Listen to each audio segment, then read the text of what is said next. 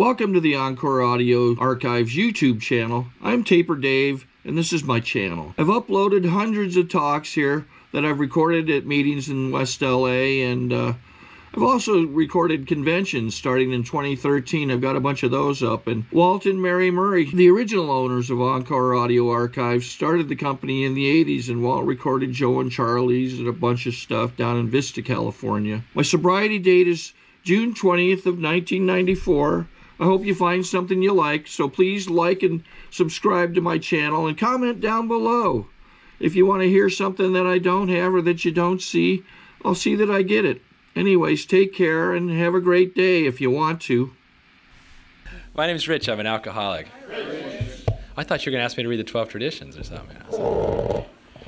Oh, happy holidays, Merry Christmas to everybody. What a treat. He says traditions because I guess for a couple, I don't know, Brandy would know, 2 or 3 or something like that Christmases now I've got to share this morning slot with you guys.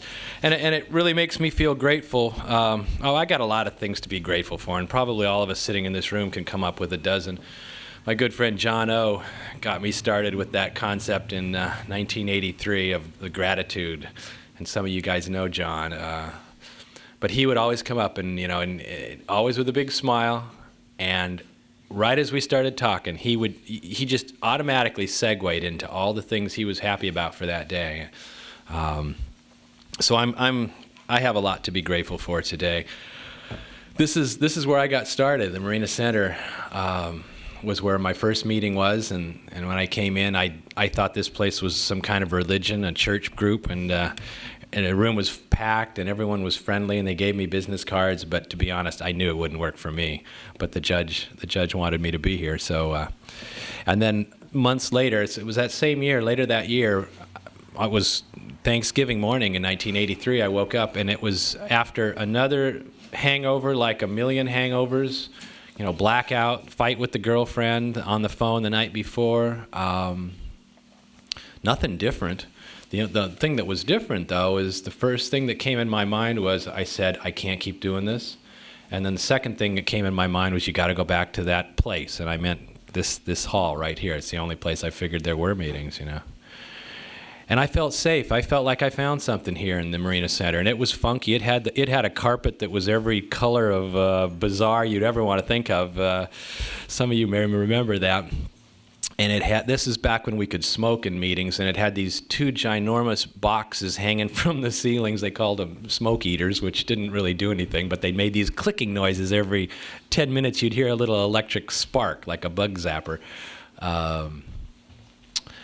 So this is where I came back to. I felt like there was some hope here. And all these years later, I guess that feeling was inspired because I have found hope. I found hope in this room and all the other rooms in Alcoholics Anonymous, and I'm just so glad that I've been fortunate enough to stay. Welcome to new people. This is the reason why we're here, and I'm kind of at a place. I don't know if it's, well, I guess many of us all, after staying sober for a while, our lives get different, our lives gets better, and then we have hard times, but I have done things that I never thought I would do. I ended up some of my drinking, and I did a lot of drugs too. I talk about drinking here, but I ended up in an avocado grove in northern San Diego County. We were doing some high-priced agricultural work in the hills up there, but and I was living in about a 13-foot travel trailer out in the middle of nowhere, and I'd been a loner. It seems like I've always been a loner, but I'd lived alone, I'd been alone, and that was just fine with me. And I got woke up in the morning by a road runner who sat on a fence off in the distance and would make this funny clicking noise. And then anyway, so from that starts, I never wanted to get married. I'd had short relationships through my drinking. I got hurt when I was 17 or 18 with my first love. She went away and left me, and that hurt my senses. And so my relationships were all short-lived during my drinking. But the change is that from a guy who said he never wanted to get involved, I never wanted to, house and a picket fence and all that. Long story short, 21 years later,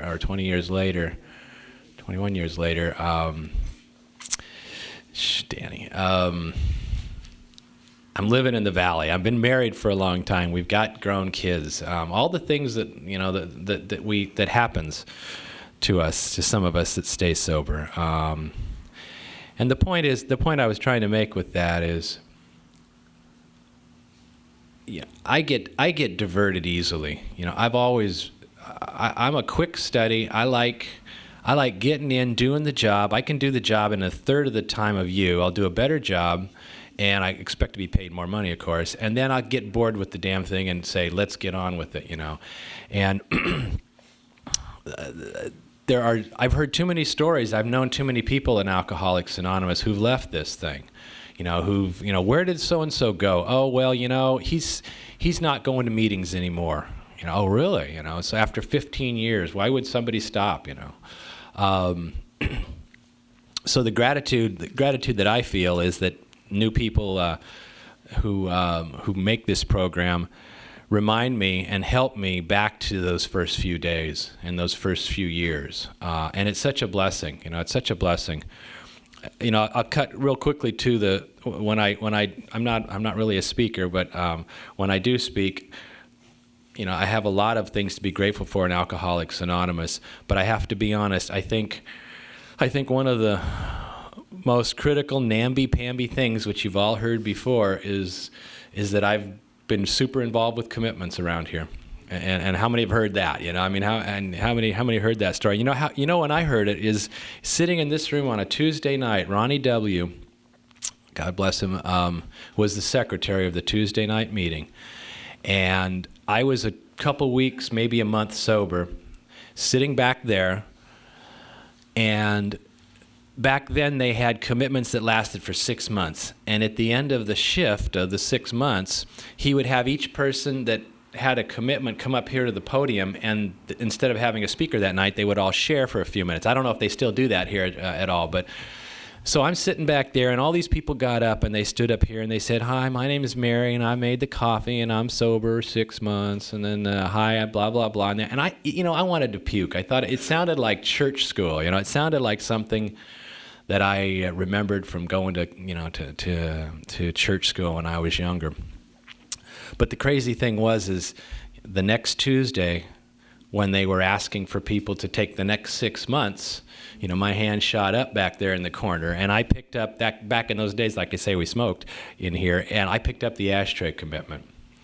And I don't know, some of you have heard this before, but I got to feel that by the end of my commitment, or maybe right after I got my commitment, I felt like I owned those friggin' ashtrays. I felt like this was my meeting and this is my deal, and I had to be there because my ashtrays had to be, taken care of and get cleaned up. And you can call that a little weird psychology. You can call that a little mind game. I don't care what it is. I just got to say and reiterate to everybody here that whatever I learned from that little deal in AA back in 1983 has kept me going better than anything else, And I'm not worried that I'm going to drink on the way home here today, but in a weird way, I almost feel like my sobriety is more fragile, and I don't know if fragile is the right word, but it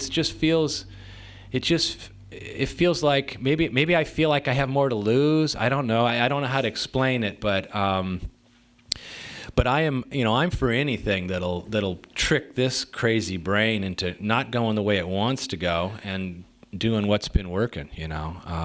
I got a phone shift down at Central Office, and that's how I know Branny. Branny came on and started sharing the shift with me a few years back. I got that shift in 1984. You had to have a year sobriety to answer phones. I've been there ever since. And there's some days I feel like, well, I'm pretty selfish, hogging up this commitment for 20 years. But then there's other days, they always need volunteers down there. I said, well, you know what? I'm just going to stick with it, and panel work, going to H&I is another thing I just got to rave about, hospitals and institutions. I see it in the eyes. I've got a great panel right now in Van Nuys, at the Salvation Army, and I actually live in the Valley now. I got sober here, but we got married, and we live out there in the Valley. But one of the neat things I've had a lot of panels over the years, but one of the neat things I love about the Salvation Army the guys that go in there, first of all, it's a real strict program. You know, they don't, if you blow if you smell alcohol in anybody's breath or anything like that, you're out the door. And the second thing is I think they tend to be there for 9 months. Some of them are 6 months, but it's a long period. So what I get to do by coming in once a month is I get to see the light in their eyes change. And man, that is a miracle. You know, it's a miracle for all of us. Because when I got here, and we all probably did the same thing, I couldn't see how Alcoholics Anonymous changed me. I needed others to tell me that in the beginning, and a great little memory that just hit me. I was sitting over close where Danny was on that side of the room where Danny is, and it was before the meeting in this room. And Howard P., who was just a wonderful man who used to live over here, and he lives over in Arizona now, but he was sitting right about here where this gentleman was. He looked over at me, got up out of his chair, he walked over, and he shook my hand, and he said, "You know what? Don't worry about it. It's going to get better. You're not always going to feel like this." And then he walked away. Now, I didn't know Howard. And it freaked me out because I was like, how did that guy know? You know, how did he know how I was feeling when I was a month and a half sober? But he knew, you know, and he could see it in my face and my eyes. So anyway, I think I guess that if a theme for these first few minutes to me is gratitude around here in Alcoholics Anonymous, and I'm just full of gratitude today and the things that are in my life. And anything I can do that will remind me what my primary purpose is a bargain. You know, like I say, many of us are busy, and my life is so time sliced up, and sometimes it makes me nervous. But anything that makes me stop and remember that the real reason I'm here and the real purpose I'm here is to stay sober and help another alcoholic. You know, that's a bargain, you know. So, you know, I grew up out in the San Fernando Valley, which is, like I say, where I ended up back at. And in later years of my drinking, I got started pretty early, and by the time I left L.A., my attitude, and I'm like this in a lot of things in my life, that damn L.A., I hate it. It's smoggy, it's dirty, friggin' place, people are idiots. It's going to be better over there, you know, and I spent years in over there, and you know, that was always the answer to my problems. I had a 1960 Chevrolet station wagon, which was one of the big ones. That was really long, and I had everything I owned in the back of that thing, which wasn't much, and I had sleeping bags and big old pads, and it was like a hippie, crazy, drugged out, you know, travel wagon, I guess. But my reply to anything, my answer to my problems was just, hey, you know, you don't want to live in Colorado anymore? Let's go to Boston. I think it's going to be pretty cool over there. Or, you know, what about Canada? Yeah, and that was always my deal.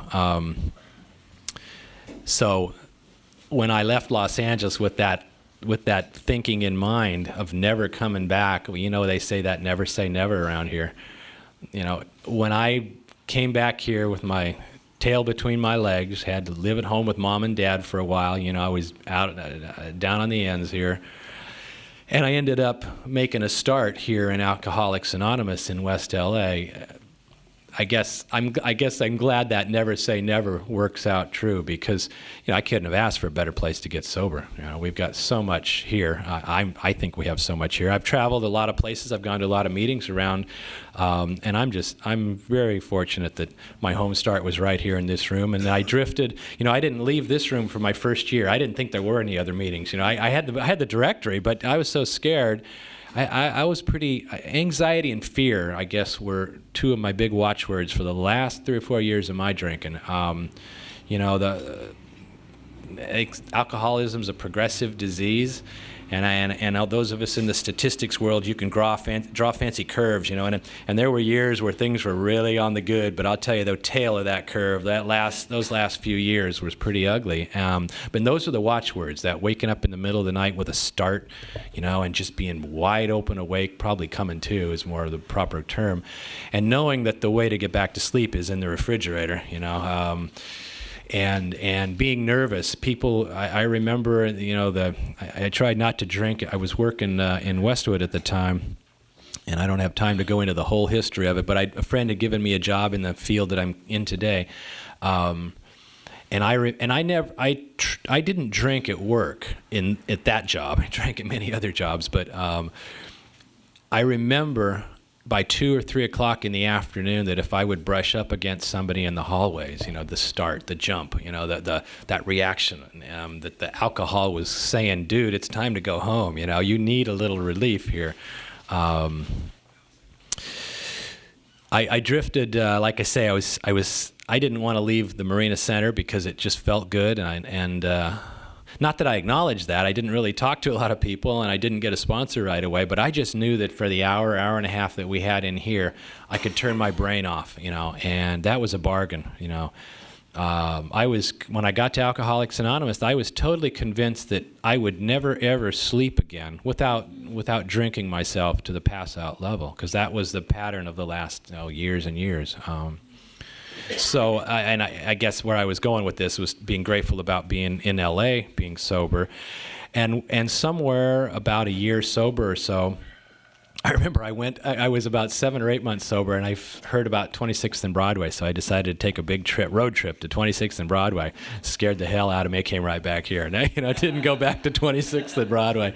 So, but about a year sober, I experienced another little freedom. I went out of town and I stumbled on an AA convention. I went out of town because I had that loner. I was sober and I felt like I need to get out of town and go on a little trip. So I went to San Luis Obispo, and unbeknownst to me, and I planned to go to meetings. I pulled into their Alano Club, which is kind of down by the railroad tracks, a funky little building, and they all said, "Whoa, so you're here for the convention?" I said, what's a convention? So long story short, I stayed and I went to this convention and met a wonderful man by the name of Bill Davis, who invited me to my home group today, which is the Culver City Studio Group over on Overland. So that was a long thread to get me to where I was saying was I'm getting back to Los Angeles, I thought was the biggest failure in my life. And getting in with the third oldest meeting in LA that's been meeting since 1941, and the longevity and the history and all this long-term sobriety that I got in those first few days in the first few years in that building, it's just a paradox of how we, what we think we need, what we think is good for us. It's a good thing. Good thing I'm not an expert in that. My alcoholism. I started in the Valley. I grew up in the Valley. I have a younger sister who's not an alcoholic. I had 2 parents. But for me, I probably had a drink of my dad's beer early on. But I can remember, and I'm getting goosebumps remembering this because. I was 16 years old maybe, and 3 of us were up on in the hills in the west end of the valley. It was still called Canoga Park then, before they had West Hills, and these were all walnut groves, and were rolling hills, and we were standing on these hills, and I can remember this like it was yesterday. The sun was going down behind us. It was probably a summery night because it was warm, and all the lights in the valley were starting to twinkle. And we had a bottle of Southern Comfort. And there was answers to things I didn't even know I was looking for that night or that afternoon. And, I didn't really need to do any of the further research. Somebody could have looked at that and said, wow, this kid's definitely being affected differently than his 2 buddies, my 2 good high school buddies who are still friends today. It's doing something to Rich that it's not doing to others. It's doing something to me that it's not doing to my little sister. She'll have that glass of wine, and that's about it for her. And, in a nutshell, that's the disease I have. I love the magic, and the other part of that the book calls, craving is if I like the magic, I want more and more and more, and if one's good, I want to take 6 home with me just because, just in case kind of thing, and that's the kind of alcoholism that I've got. In sobriety, I kid sometimes. I say, our lives change. We do the steps. We do have our defects taken from us, especially some of the nastier ones. But I got to tell you, there's some traits inside me that are still the same way. And jokingly, sometimes I'll say that the main thing that's changed in my sobriety is just the quality of my obsessions has gotten a lot better, you know, because I'm still like that today. I mean, if it's photography in early years of sobriety, right now I'm into collecting old bicycles, and Ryan and I've been doing a lot of bicycling. I had a childhood dream fulfilled this summer, and I'd forgotten it until January of this year. I was quite a cyclist I was somewhat of a bicyclist in my youth, and I had this dream to ride a bicycle across England, which is where my relatives were all from, and then the Lake District and the hills, and it never got done when I was younger. You know, we kind of got sidetracked. Probably starting on that hill with the Southern Comfort had something to do with that. But I went over there this summer, you know, and I went alone. And I took an old touring bicycle, shipped it over, and I spent 12 days riding across England from one coast to the other and then back, and it was just fantastic, you know. So I've gotten way obsessed into that area, you know, and my obsessions today tend to be a little higher quality, a little healthier. They won't kill me as much, but I still have that at my core. I mean, I think some of us do hang on to that, and I've had to come to grips with that, you know, and that's just who I am today. But the beauty of this program is that crazy, lonely, desperate life that I brought in here all those years ago has been totally replaced. You know, people in my life, people that I have history with, you know, people that shared my early sobriety, seeing friends like Danny, that takes me way back to some really fun early meetings we did, you know, bless you, and new friends like Branny, and you know, it's a bargain. This thing is a bargain. It's the greatest thing that's happened to my life. I hope I can continue doing what I'm supposed to be doing around here, and putting my hand out to people I know and love, and sharing a day that's a special day. Granted, Christmas is a special day, but it's sure got a little extra special kick for someone like me. So, Merry Christmas to everybody. It's great to be here with you, and take care.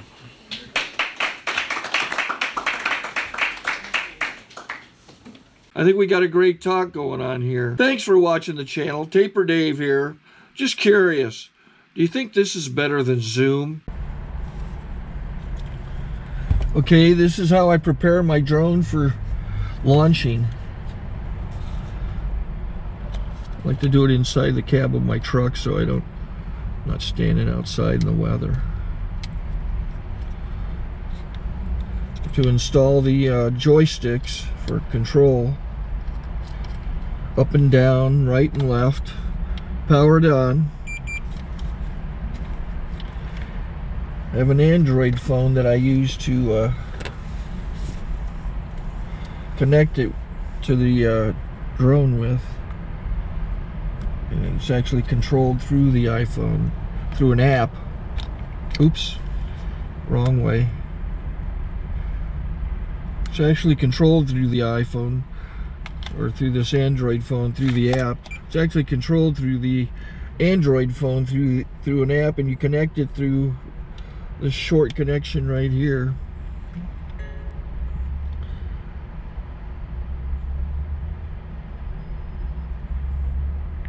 Remote control connected. Remote control's connected. So I pull out the drone. I have to extend the legs. Long legs extended first, then the short legs. Remove the gimbal protector. Set that aside, then power it on one short burst, then one long burst.